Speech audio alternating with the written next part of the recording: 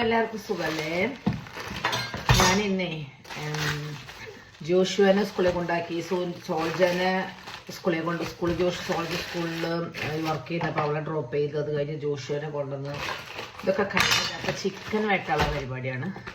ഒരെണ്ണം ഞാൻ പകുതി വെട്ടി വെച്ചിട്ടുണ്ട്. ഇതാണ് ചിക്കൻ ഇവിടെ കിട്ടുന്നത്. ഇതിന് 1 കിലോന് 268 രൂപയാണ്. ഇതിപ്പോൾ ഒരു 1,308 ഒരു എണ്ണം. അപ്പോൾ അത് ഏകദേശം ഒരു 352 രൂപയൊക്കെ ഉണ്ട്. ഇന്ത്യൻ മണി കേട്ടോ. ഞാനത് പറയണമെന്നല്ല, ഇപ്പോൾ ഒരു ഓൺ വോയിസ് കൊണ്ടത്.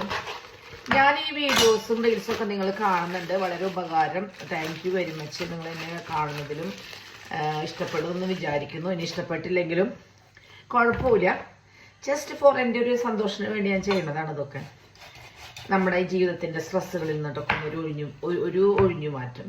അത് അപ്പം അതിൽ 2-3 കുറച്ച് ആൾക്കാർ എപ്പോഴും എന്നോട് ചോദിക്കുന്നു, നിനക്കിത് എവിടുന്ന സമയം കിട്ടണതിന്?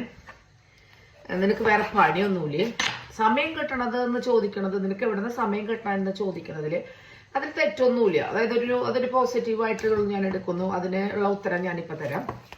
ഒന്നാമത്, നമുക്ക് സമയം എവിടുന്ന് കിട്ടും എന്നുള്ള ചോദ്യത്തിന് ഉത്തരം എന്ന് പറഞ്ഞെങ്കിൽ, നമുക്ക് നന്നായി നമ്മുടെ ജീവിതത്തിലെ സമയം, ഓരോ സമയവും നമുക്ക് അത്രയും വിലപ്പെട്ടതാണ് അല്ലേ? ഓരോ സമയം ടൈം തിരിച്ചു പോയി കഴിഞ്ഞാൽ പിന്നെ തിരിച്ചു കിട്ടില്ലെന്ന് എല്ലാവർക്കും അറിയാവുന്നതാണ്.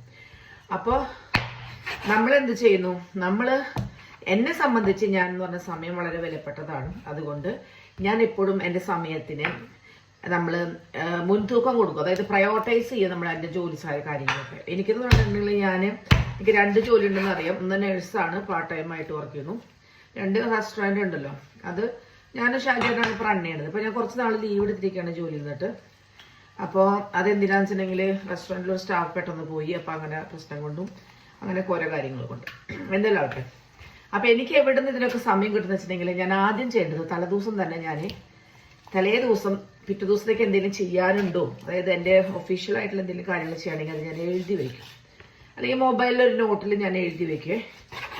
രാവിലെ ഏറ്റ് കഴിഞ്ഞ് ഇവരുടെ കാര്യങ്ങളൊക്കെ കഴിഞ്ഞ്, അതായത് കൊച്ചിനെ കൊണ്ടുവിട്ട് സ്കൂളിൽ കൊണ്ടുവിട്ട് കാര്യങ്ങളൊക്കെ കഴിച്ച്, ഒരാളെ ഡ്രോപ്പ് ചെയ്യണം. അവളെ ജോലി ചെയ്യുന്നുണ്ട്, അപ്പോൾ അവിടെ ഡ്രോപ്പ് ചെയ്ത് എല്ലാം കഴിഞ്ഞ് വരുമ്പോൾ ഞാൻ ആദ്യം ചെയ്യുന്നത്, എന്തൊക്കെ കാര്യങ്ങൾ ഞാൻ ഇന്ന് ചെയ്യാനുണ്ട് അതാണ് ഞാൻ പ്രയോറിറ്റൈസ് ചെയ്യുക.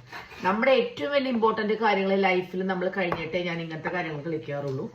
അപ്പോൾ അത് ഞാൻ ആദ്യം ഇമ്പോർട്ടൻസ് കൊടുക്കും.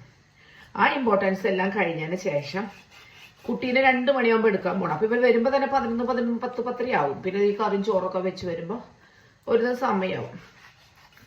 പിന്നെ അതിലെ ഇൻ കേസ് എന്തെങ്കിലും സമയം കിട്ടിയാൽ മാത്രം, എന്നും ഞാൻ റീല് ചെയ്യാറില്ല, ആഴ്ചയിൽ ഒരിക്കൽ അല്ലെങ്കിൽ 2 ദിവസം അത് ചെയ്യുമ്പോൾ കുറേ എടുത്ത് വയ്ക്കും.